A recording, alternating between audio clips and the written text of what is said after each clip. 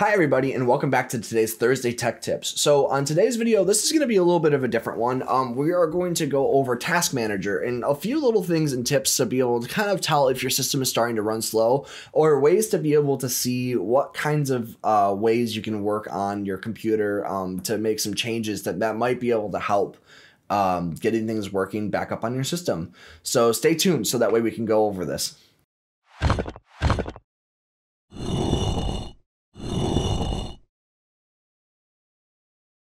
First things first, when you're working with Task Manager, the first thing you're going to want to know is how to get there. So there's a few different ways. The first way that I'm familiar with going to it is I like to right click on my Windows icon down here in the bottom left-hand corner and go over to Task Manager. That is the easiest way to get this menu open. The other way is if you hit Control, Alt, and Delete, it's going to bring up a window here. I don't know if this is going to record now that I'm doing it, but we're here. And you can select Task Manager there as well. I don't know if that recorded, but we'll see. What's this doing? That's better. Okay. So that's two. The other way you can do that is I think it's Control, Shift, and Escape will also open Task Manager. So if you're looking to use some keyboard shortcuts, that was another way to be able to get that open as well. So now let's go into the basics of what this menu is here when you're looking at Task Manager. You can see here I have things a little bit bigger, but it's only for demonstration purposes. Typically this menu is about, let's see here. Let's see if I can make it the size it's supposed to be. Typically you'll see the menu something like this, but for today's demonstration, we're just going to have it up a little bit larger so that way we can see what's going on. So say for an example, I wanted to close an application that wasn't working. Task Manager is great for that. When you're in this basic view for Task Manager, it's going to allow you to look at your details, what applications you have open, and what you want to close. So for this, I already saved my Illustrator file. Say the project isn't working. I'm going to go ahead and say End Task here. That's going to close the application out. Easy.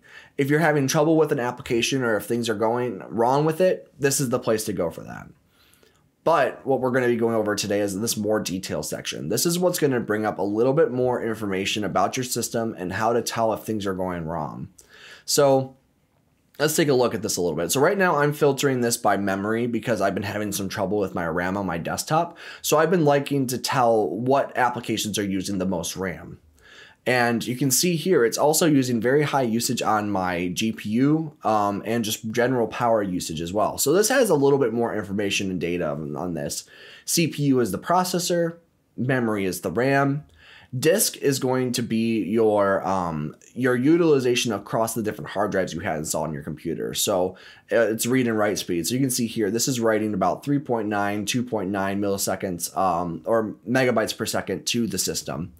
It's not using any network right now, so it's not being affected by that. But OBS is using my GPU, and that's what it's utilizing the most outside of RAM.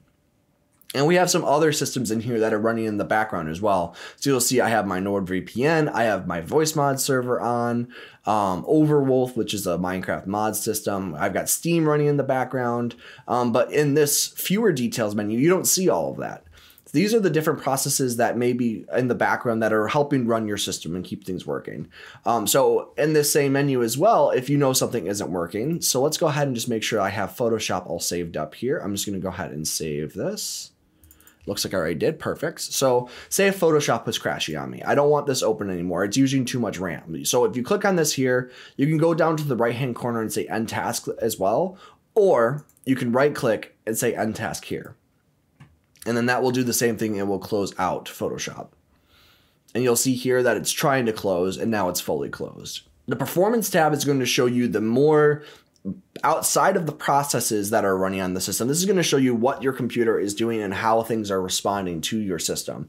So for example, this is my Ryzen 9 that we're looking at here. This is the CPU core section of your Task Manager. It's telling me what cores are working the hardest, what cores aren't. And it also tells you your uptime on your system, which we also went over in our restarting video, which you guys should take a look at. It tells me what kind of base speed my overclocking is working at, how many sockets I'm working with, what cores are active, if anything's disabled, how the caches are working, if the processor is working optimally. I typically see these top 5 processors, logical cores, working at higher speeds, where then it starts going down by the end. It looks like we have a few at the end here that are actually peaking because of how I'm recording.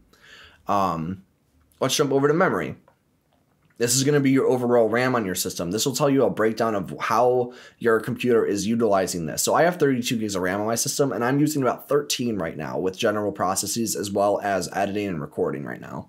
It will also tell you how much committed committed RAM there is to the system for your graphics as well.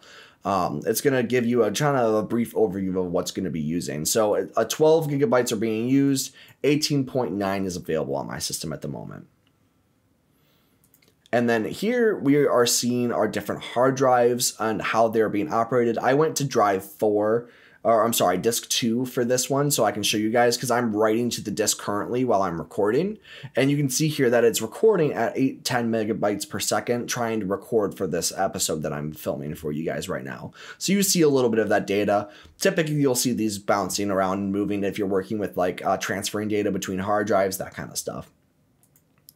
Ethernet is going to tell you your different network tunnels. So right now I have my NordLink system with my VPN. We have my standard internet connection, which is taking the brunt of this. Right now it's sending and receiving a little bit of data.